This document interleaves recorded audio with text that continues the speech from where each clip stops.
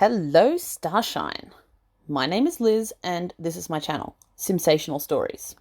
If you have not seen my videos before and you enjoy this one, please like and subscribe.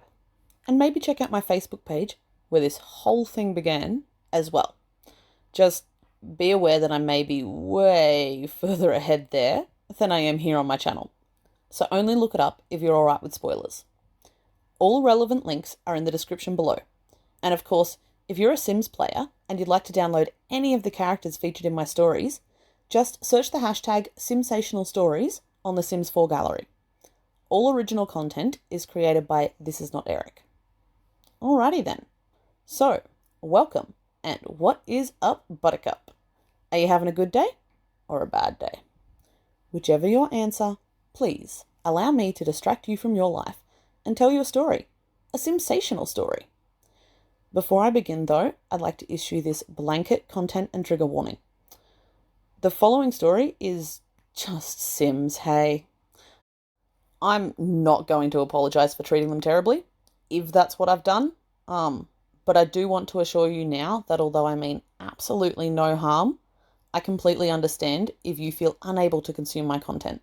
Many loves, and we will catch each other on the internet elsewhere. Okay, so now I've gotten that over with, let's go. Today's story is from Sunflower's story, and we're at chapter 1. All subsequent chapters will be put into a playlist on my channel, so you can hear the entire story in chronological order.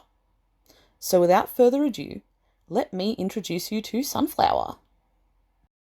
She grew up as Meghan Andrews, raised by parents Jonathan and Karen. John worked in business, while Karen was an aspiring politician, and their life in Willow Creek was idyllically suburban in nature. Her childhood had been strict and structured, with little time for leisure, and she had high expectations heaped on her from a young age. She worked hard to achieve her parents' desires, but never really felt like herself. Because as she'd grown up, Meghan had started to notice that she was definitely a little different.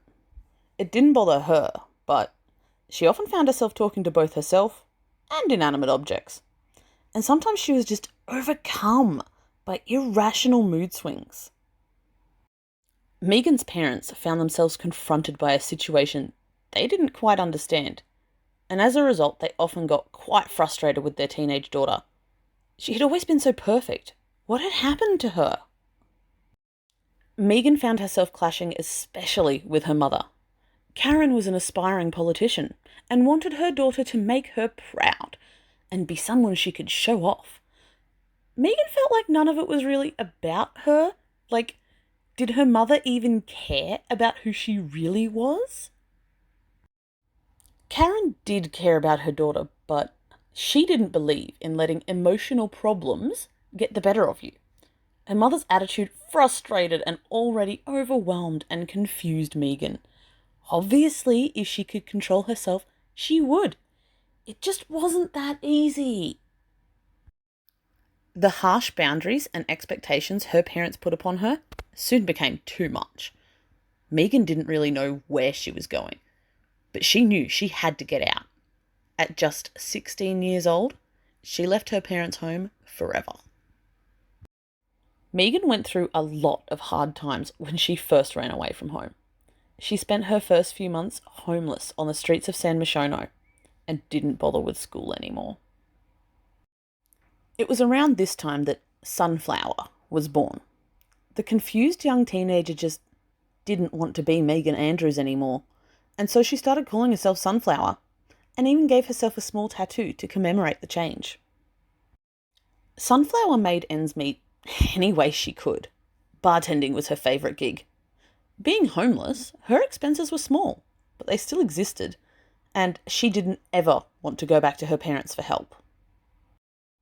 After work, Sunflower would spend the early hours of the morning partying hard. She had never gone out before because her parents had always been so strict on her, but she had no one to tell her no now.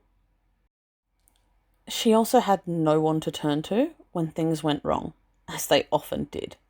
Sunflower was regularly overcome with huge mood swings she couldn't control or understand. and with no support, her feelings often overwhelmed her. This was the hardest time of Sunflower's life.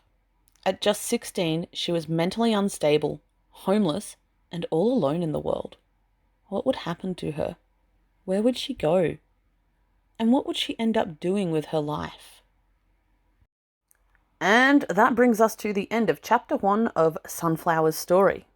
If you've enjoyed this video, don't forget to like and subscribe so you can tune in soon to hear the next chapter. Or like I said, look us up on Facebook for spoilers.